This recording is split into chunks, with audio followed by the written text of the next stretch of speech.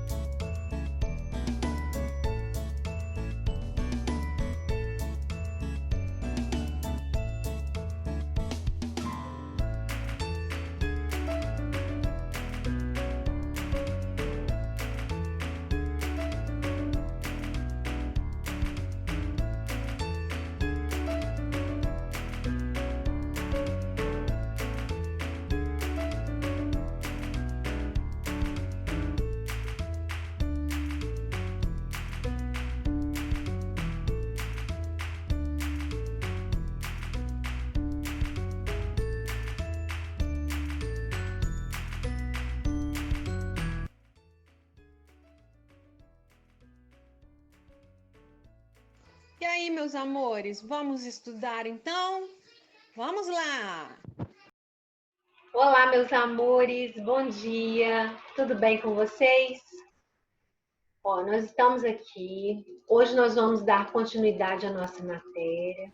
Eu sei que nossa prova está marcada para amanhã, foi remarcada, mas nós já fizemos revisão para a prova, a matéria já está massacrada, vocês vão tirar de letra. Tem alguns de vocês que já conseguiram acessar a prova anteriormente, mas foram muito poucos alunos que conseguiram. Então, por isso que a nossa prova foi remarcada, porque houve mesmo um grande problema no positivo naquele dia. Então, a prova será amanhã às 10 horas da manhã, mas hoje nós não vamos falar da matéria da prova, não. Nós vamos dar continuidade ao nosso conteúdo, porque a matéria da prova nós já fizemos revisão antes, vocês já estão com ela na pontinha da língua. Não tem mais necessidade da gente continuar falando da mesma matéria. E, além disso, a gente tem que vencer a matéria do bimestre, né? Nosso bimestre já está chegando ao final, olha só como que passou rápido. Setembro já está no meio, né? Então, no final de setembro, a gente já finaliza nosso terceiro bimestre. Então, por isso que nós vamos dar continuidade hoje, tá? Então, quem estiver com a apostila, pegue aí, por favor, a parte da matéria que eu vou falar com vocês aqui agora. Espera aí um pouquinho, que eu errei aqui.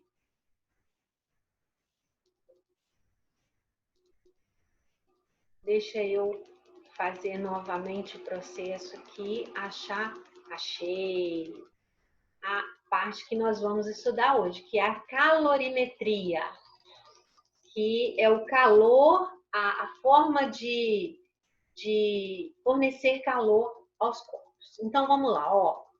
Quando corpos com temperaturas diferentes são aproximados, aquele que apresenta maior temperatura fornece calor para o que tem menor temperatura. Já falamos sobre isso, por quê? Porque a intenção é sempre chegar ao quê? No equilíbrio, certo? Dessa forma, o corpo mais quente cede calor e o corpo mais frio recebe calor. Esse ganho ou perda de energia térmica podem provocar a variação da temperatura ou variação do estado físico. Ele pode resfriar, por exemplo, a ponto de mudar de estado, ou ele pode esquentar a ponto de mudar de estado. Por exemplo, para o gelo derreter e virar água, é preciso que ele receba calor. Então, esses estudos fazem parte de uma área das ciências chamada de calorimetria, que estuda as trocas de calor entre os corpos e seus efeitos. Assim como a temperatura, O calor pode ser medido em diversas unidades, como a caloria, ou cal, que a gente usa, ou quilocal. Quilocal, na verdade, corresponde a 1000 calorias, ok? Então, aqui, ó, nós temos um copinho com gelo, um copinho com água líquida, e aqui a gente teria o vapor d'água. Lembrando, a passagem do sólido para o líquido chama-se fusão. Do líquido para o gasoso, vaporização. Estão lembrados dos tipos de vaporização que nós falamos? Nós falamos que existem 3 tipos de vaporização. Existe a evaporação, existe a ebulição. Espera aí que eu apertei o botãozinho. A ebulição. E existe a calefação. Então, a evaporação ocorre na temperatura ambiente, a ebulição ocorre com a formação de bolhas e a calefação é a passagem instantânea de um estado para o outro. Tipo, quando você vai passar a roupa ou quando cai uma gotinha de água numa trempe quente do fogão. A gotinha faz pss, e some. Quando você vai passar roupa também, você joga uma água em cima da roupa e vai com o ferro quente. O ferro passa na gotinha e faz pss, e ela some. Isso aí é um processo de calefação. Quando você tem o vapor virando líquido, o processo chama-se liquefação ou condensação. E o líquido virando sólido, solidificação.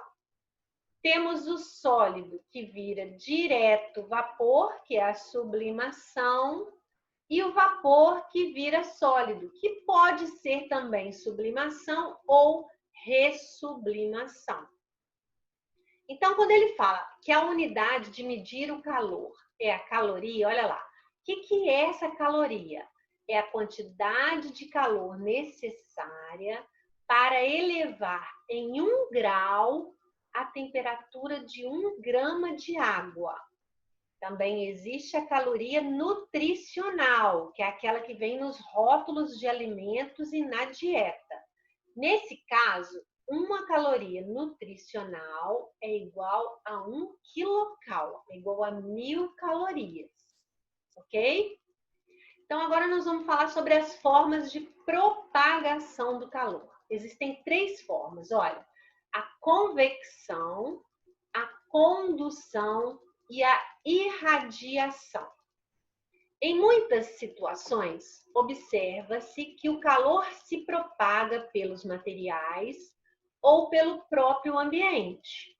Em um dia frio, por exemplo, em frente a uma lareira, percebe-se que o calor irradiado pela chama chega ao corpo das pessoas que estão ao seu redor.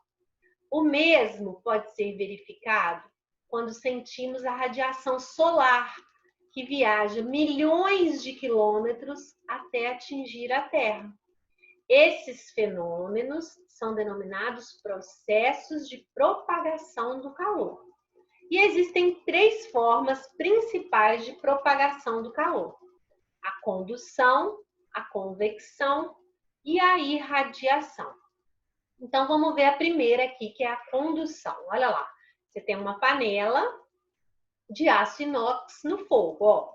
Ao utilizar panelas de metal, devemos tomar muito cuidado para que as mãos não sejam queimadas ao segurar o cabo da panela, principalmente se ele não tiver uma proteção isolante.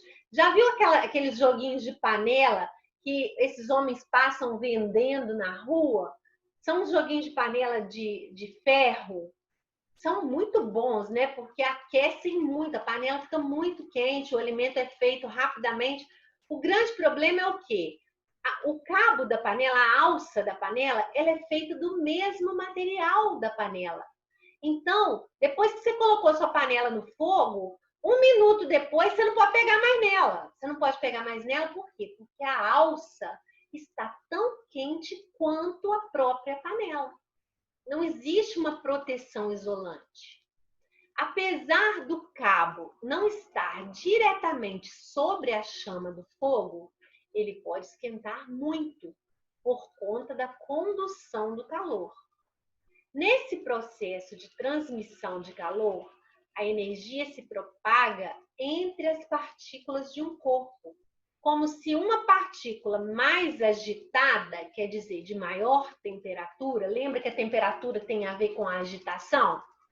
Ela agita suas vizinhas e assim por diante, até que o corpo todo esteja agitado e, consequentemente, quente, né, gente?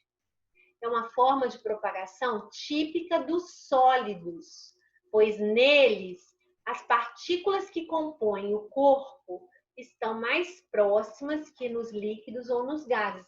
Lembra que a tia falou na sala? Como que estão as moléculas do sólido? Coladas uma na outra. Do líquido, separadas uma da outra. E do gás, mais separadas ainda umas das outras. Então, por exemplo, ao colocarmos uma barra metálica em contato com o fogo, o calor será conduzido ao longo do tempo por toda a sua extensão. Mas nem todos os materiais conduzem calor da mesma forma. Em geral, metais como o ouro, a prata, o cobre e o alumínio são ótimos condutores térmicos. Isso significa que eles são capazes de transmitir calor mais rapidamente que os outros. Por outro lado, há materiais que não são bons condutores de calor, como a madeira, o isopor, o ar, o vidro, a lã, etc. Esses materiais são denominados isolantes térmicos.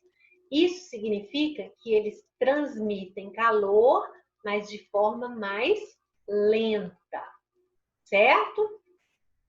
Essa diferença entre materiais condutores e isolantes explica, por exemplo, por que temos a sensação de uma temperatura menor quando pisamos em um chão de cerâmica, em comparação com um tapete, especialmente se estivermos descalços, né, gente? Um chão de cerâmica fria, ele tá sempre frio. Se a gente pisar, a gente vai sentir o frio. O tapete não, tá quentinho.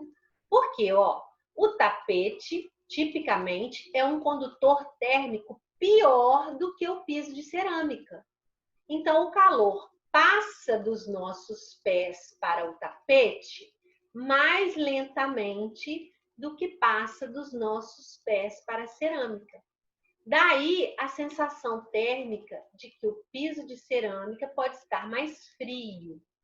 Então, note que essa sensação não é por causa da temperatura.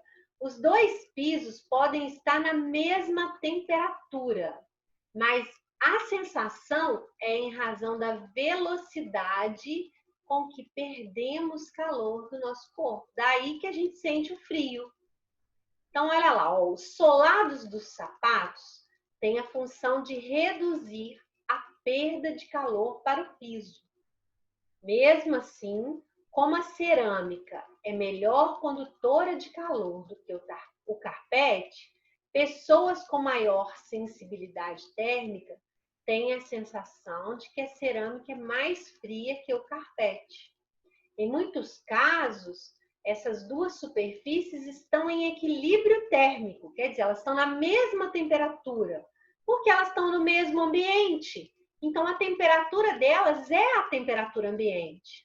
A única diferença entre uma e a outra é a forma com que elas conduzem esse calor. A segunda maneira, então, ó, é a convecção. As partículas que compõem líquidos e gases têm uma liberdade maior para se mover, porque elas estão mais separadas, certo? Por isso que líquidos e gases não têm forma fixa e são chamados de fluidos. Por exemplo, o gelo tem um formato fixo, que não se mantém quando ele vira água, quando ele derrete e vira água. Essa maior liberdade nas partículas de líquidos e gases possibilita que eles troquem calor por um processo denominado convecção. Tá, então vamos lá. Ó, um exemplo de convecção que pode ser observado em nosso dia a dia ocorre quando colocamos uma panela com água sobre a chama do fogão. A parte inferior do líquido, o fundo da panela, olha, recebe maior quantidade de calor, se expande e sobe por ter menor densidade do que o líquido que está em cima. Com isso, ela empurra a porção superior do líquido, que está mais fria, para baixo.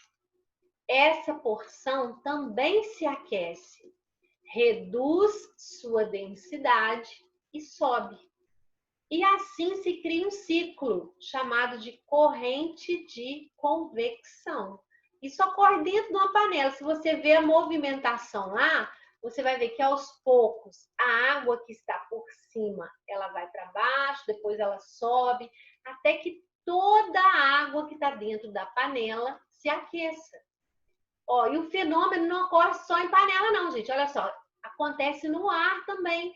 Você já ouviu falar em correntes de convecção quando eles vão fazer previsão atmosférica, previsão do tempo?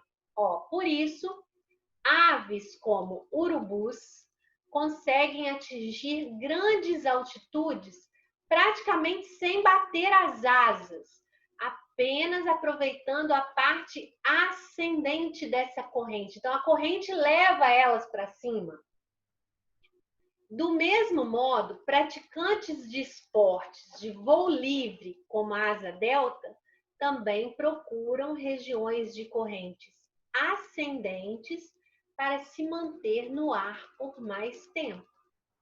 Em voos de asa delta, o praticante pode aproveitar a parte ascendente das correntes de convecção para ganhar altitude e ficar mais tempo no ar. Porque na asa delta não tem motor, né, gente? Então, ele só conta com o ar para poder se manter lá em cima. A densidade, a gente está falando que quando ele é mais denso, ele fica no fundo. Quando é menos denso, ele boia, certo? Então, ó, a densidade define o quanto o material é denso, isso é, compacto. Normalmente, quando um material é aquecido, a massa dele se mantém, mas o volume dele aumenta. Então, como o volume dele aumenta, ele se torna menos denso. Por isso que ele está falando que a água fria, ela desce para a parte inferior da panela e quando ela esquenta, que ela aquece, ela sobe de novo. Ela sobe por quê? Porque ela aqueceu, então ela aumentou de volume, ficou mais leve. Menos denso significa mais leve, por isso que ela sobe, certo? Outro fenômeno importante explicado pela convecção ocorre nas regiões de litoral ou próximas a rios e lagos de maiores dimensões. Durante o dia, a areia aquece mais rapidamente do que a água. O ar aquecido pela areia torna-se menos denso e sobe, abrindo espaço para o movimento do ar direcionado do mar para o continente. Esse movimento se chama brisa marítima. Então, presta atenção. A areia aquece, ela acaba esquentando o ar que está por baixo, ali na praia, onde a gente fica. Ela esquenta aquele ar ali. À medida que o ar esquenta, ele fica mais leve e sobe. Quando ele sobe, ele abre espaço para o vento, para a brisa que está vindo do fundo do mar para a gente. Aí acontece a brisa que a gente sente, ó. À noite, a areia se resfria mais rapidamente do que o mar. O ar quente sobre o mar é menos denso e sobe, abrindo espaço para o movimento do ar direcionado da terra para o mar. Esse movimento se chama brisa terrestre. Entenderam? Então, ó, de dia, o que acontece? Ó, a areia esquenta o ar quente sobe. Aí o ar frio vem do mar para a terra. À noite, a areia está fria. Então, olha só, ela favorece o quê? O ar frio da terra para o mar, porque o mar vai estar mais quente. Então, esse ar quente vai subir e o ar frio vai vir da terra para o mar. Ok? E agora, por que os lagos congelam só na superfície? Porque a camada de gelo funciona como uma espécie de cobertor, impedindo que a água mais profunda congele. Lembra do filme que a gente viu que o menino afoga lá, o milagre da fé lá? Esqueci o nome, gente. O menino também, ele tá num lago congelado, mas congela só por cima, por baixo a água tá normal. Então, ó, a capa gelada faz o papel de isolante térmico. Como o gelo é um mau condutor, ele evita que o resto da água perca calor para a atmosfera. Então, se ela não perder calor, ela não congela. Há ainda outro fator importante. No inverno, o fundo do lago libera o calor armazenado pelo solo durante o verão, deixando a temperatura um pouco mais quente, perto de 4 graus. Então, olha lá, o ar quente que está lá no fundo do lago, que ele armazenou durante todo o verão, ele sobe e esquenta essa água, que vai manter ela no estado líquido. E a água fria desce para cá, ó, enquanto a água quente sobe. Esse é o esquema das correntes de convecção dentro de um lago gelado. Esse fenômeno que permite a vida marinha em períodos frios. Porque se congelasse, né, gente, não seria possível ter vida marinha, ok? Então, olha só, nós vamos parar por aqui.